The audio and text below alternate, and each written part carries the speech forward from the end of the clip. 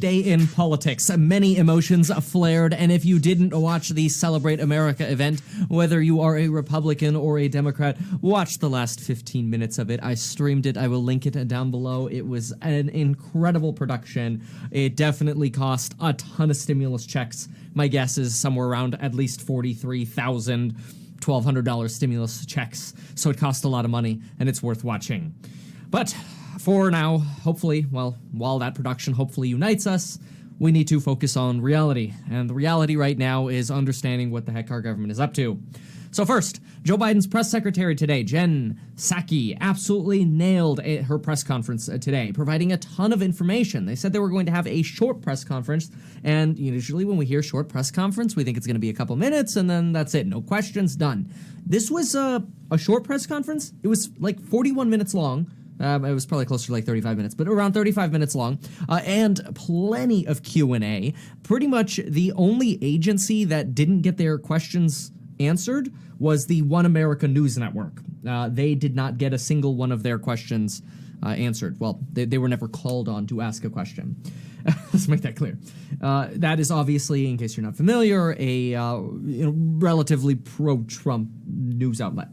Okay. Moving on, let's hit the important stimulus updates for today. First, I want to just quickly get out of the way that there are a couple updates on existing stimulus. The one that I want to begin by talking about is the EIDL grant. The SBA has stated that we should not reach out to them, that we should wait to hear from them, and that they might send you an email asking for your 1099, your tax returns, and so on to see if you can qualify for a 30% economic loss so you can get the full $10,000. There have been a few people who have reached out to me, and they have said they've been in touch with the SBA, and even though the SBA says please don't reach out to the SBA email center, that, if you were to put in a request for reconsideration, that maybe that could give you a boost. Who knows? But you would have to have applied already in the past. So if you applied in the past, you already have an SBA.gov email in your email, or you should. Otherwise, I will pull up the email for the SBA. But ultimately, the SBA says, hey, we'll reach out to you. Don't reach out to us. But, we know how that goes. So I guess some people are taking wait for the SBA to reach out into their own hands, and I understand that. The SBA should have sent $10K a long time ago. So, if somebody were to tell you that the email was disastercustomerservice@sba.gov while reminding you that the SBA says don't contact them, but while also mentioning that apparently people have spoken with the SBA and the people at the SBA are like, probably doesn't hurt to raise your hand and request a reconsideration. Okay, and then I did my part. Now, moving on. Mitch McConnell is officially the Senate Minority Leader. That transition occurred today. Mitch McConnell said he is prepared to work in a bipartisan manner with the new administration. Chuck Schumer now is the Democratic Majority Leader, and he had the following to say: "We are going to take bold action, not timid solutions," which is kind of a slam at McConnell, who's like, hey, we're ready to work together with you, and Chuck Schumer's like, well, we're going to take bold action, not timid solutions, like the stuff you were trying to pull with the skinny deal. Anyway, obviously Democrats are in power now, so we're going to obviously highlight a lot more Democratic things now. I know when Trump was in power and we were talking about Mitch and Trump all the time, people were wondering, Kevin, why are you talking so much about the Republicans? Well, we talk about who's in power. Of course, the other people as well, when their power becomes important to our pocketbooks. So moving on, Schumer said that we are going to tackle the perils that exist in our country. We are going to tackle racial and economic injustice, and we are going to forcefully, consistently, and urgently address the greatest threat to our planet: climate change. Chuck Schumer promises that we will legislate and that we will provide a solution to the pandemic and provide COVID relief. Chuck Schumer, while also echoing that we should have bipartisanship, kind of like what Mitch McConnell said, Chuck Schumer took it a step further and leaned over and kind of looked at Mitch McConnell and said, where we can, we will strive to make bipartisan plans. Where we can. That's the key word there. where we can. He's basically implying that Schumer is ready to slam dunk a bunch of business with the 51 vote option, but recognizes that, hey, where there can be a deal made with McConnell, obviously it makes sense to do it in a bipartisan way, so that way you're not punching your 9 punch cards because you only have 9 opportunities in the next really 2 years to use those budget recon bills. They're more time intensive and there are more restrictions for them. So obviously it makes sense. Hey, if you can strike a deal with the middle, strike a deal with the middle. Further, Biden also promised that he is going to do things differently. Biden promises that we are going to see a lot of action and clear communication. The clear communication right now that we're getting from Republicans is that so far they are not very excited about the next stimulus package. Mitt Romney, for example, says he is actually not looking for additional stimulus relief in the immediate future. Rand Paul, I don't really have to say what he thinks because I think it's pretty clear he's anti-stimulus relief, and he has made that very clear in the last few days. Lindsey Graham complained about Mitch McConnell, so it kind of is starting to look like Mitch McConnell's like almost kind of a potentially more moderate Republican. No. Anyway, Lindsey Graham complained about Mitch McConnell on Fox News, and that was right around the same time that Lindsey Graham also spoke with Trump again, despite Trump being out of office again, which, I mean, hey, that's okay. I mean, they are golf buddies, but Lindsey Graham did bring that up, so I'm just mentioning it because he's the one who brought it up. He didn't have to tell us he talked to Trump, in the middle of the day today. Anywho, about what? I don't even know that it matters at this point. Then we learned from Jen Psaki, the new press secretary, that the $1.9 trillion stimulus package is not a starting point, that is the package they are looking for. This is counter to what Bloomberg Intelligence had originally reported. They originally reported that a $1.9 trillion figure was likely to get negotiated down to a $900 to $1 trillion package, that the budget recon measure might probably not work because of the $15 per hour minimum wage, provisions that Biden is trying to push. But Jen Psaki made this pretty clear. She said, no, $1.9 trillion, that's not up for debate.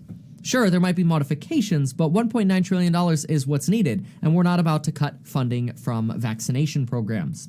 She seemed sort of taken aback at the thought that the package might be cut at all, and she's essentially saying that Biden is demanding the full $1.9 trillion stimulus package. When we combine this with what Schumer said to McConnell, it pretty much seems like we're guaranteeing that we're going to see this 51 vote option used, the budget recon process, to get this stimulus package passed. That is what Bernie Sanders has told us as well, and he has a higher up position within the Senate finance committees now, the budget and finance committees. Democrats are also currently stating that they plan to get this stimulus package done by the end of February. Given that this is Congress we're talking about, though, we might have to assume that they're going to end up walking this up to the brink, which the brink is going to be more like the middle of March, right around the Ides of March, for what it's worth, which is when we start seeing unemployment benefits expire again. And keep in mind, Biden just gave us some new brinks, and the new brinks are his executive orders, which kick the can down the road of student debt payments and interest payments and evictions and foreclosures down to the end of March. So we really got that cliff zone again once on March, 15th-ish, and then we have the other cliff right at the end of March, which is when Congress goes on recess again for about 2 business weeks. So this kind of makes it seem like, even if it doesn't get done by the end of February, stimulus is probably lining up to get done by the middle to end of March at the very latest. Additionally, Biden has been circulating these stimulus proposals already with members of Congress. Biden has also been specifically circulating material with congressmen and women, specifically, I'm saying specifically a lot, but particularly in the middle of Congress.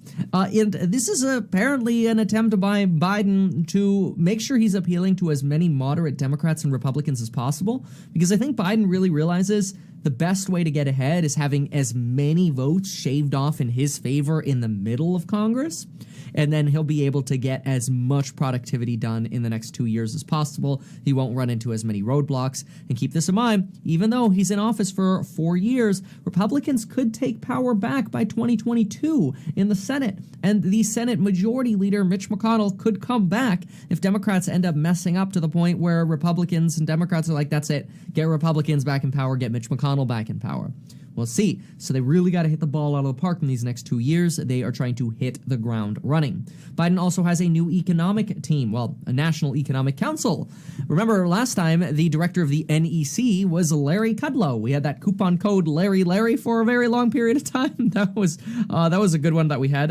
Where is it? There it is. Oh, there's that bundle coupon note. But anyway, we used to have that coupon Larry. Now we have a better coupon. That's B-Day. But that is, of course, linked down below for the amazing programs next to the links for life insurance and free stocks. And, of course, a free $30 that you can get with M1 Finance when you deposit $100. But anyway, Larry Kudlow is out, and Brian Deese is now in running the NEC. His goal is to coordinate a bipartisan group of 16 senators to discuss the future of our economy and COVID relief and stimulus going forward. Some are calling this group of the group of 16, or maybe even the gang of 16.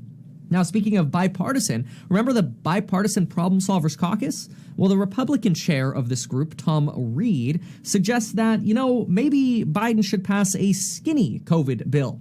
But a skinny COVID bill is exactly the opposite of what Chuck Schumer said we are going to get. Chuck Schumer said we are not going to do timid measures, we are going to do bold measures. So if you're excited about stimulus, expect bold. Of course, these are all words so far, so we actually have to start seeing some action. Now, keep in mind, it is not ideal to hear the bipartisan group chairperson say, let's do a skinny deal. I don't think any of us want to hear those words right now. But again, we think that Biden is going to be able to steamroll any hopes for a skinny plan. Here, by the way, is Biden's plan for the rest of the month, which this looks a little funny because we got me on here twice. That's because this is a screenshot from my earlier live stream. And take a look at what we found. And I know like maybe even more than half of you hate CNN, and I get it. But they put up a good chart, okay? You got to give them credit. They got a good chart here. They said on January 21st, which is tomorrow, Biden plans to talk about COVID. We're going to hear about the Defense Production Act and COVID. Then on the 22nd, we're going to hear about economic relief. Then on the 25th, we're going to hear about Buy America. Then we're going to talk about equity. Then we're going to talk about climate change on the 27th. I'll take a screenshot of this. Then on my birthday, we're going to talk about healthcare. Then on the 29th, we're going to talk about immigration. And then in February, we will talk about restoring America's place in the world. It kind of sounds like a catch-all right there. But hey, at least we have an outline. We are definitely getting pretty clear expectations so far. We also had numerous executive orders, including halting the national emergency that authorized the border wall, halting student loan payments and interest through March, halting evictions and foreclosures through March, many others as well. These are the most notable, of course, for stimulus-related items. Biden also introduced the Citizenship Act to Congress, which would be or give immigrants a way to, quote, earn their way to citizenship. And Biden's press secretary made it clear that Biden believes Congress can multitask, that they can focus on pandemic relief and an impeachment at the same time if they desire to move forward, aka don't be delaying Biden's priorities because you're going forward with an impeachment trial, which right now the House has still not yet sent over the impeachment resolutions which would begin or at least force the Senate to begin the impeachment trial. So my personal guess is every day that goes by, this impeachment trial becomes less and less of a priority for anybody involved. Well, folks, there you have the update for today. If you found this helpful, make sure to subscribe, share the video, check out those coupon codes down below for the amazing programs. Remember, the bundle coupons are on the website listed there, and we will see you in the very next video. Thank you so much, and we'll see you soon.